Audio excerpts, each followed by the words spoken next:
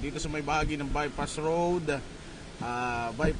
at area bubungan ng dulot nitong malakas na hangin ng bagyong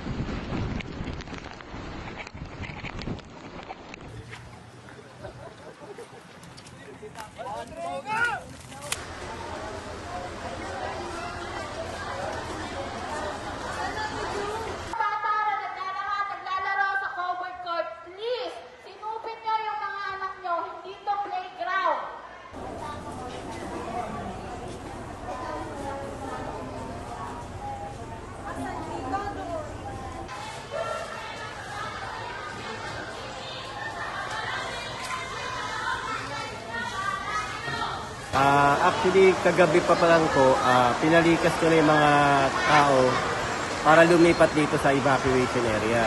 Lalong-lalo na po yung mga bata, senior citizen, PWD, at saka yung mga buntis. Pagkakalaki ng arin, yung taas ng salpok. Meron siguro mga 4 na metro.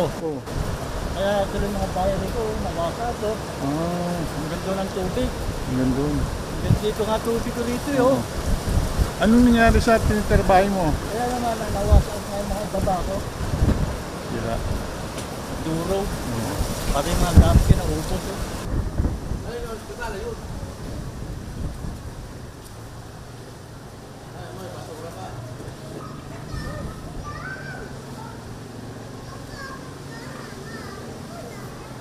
May ganun boss, may ganun. May bubungan, hospital dito sa bawat siya. Ano, hospital namin.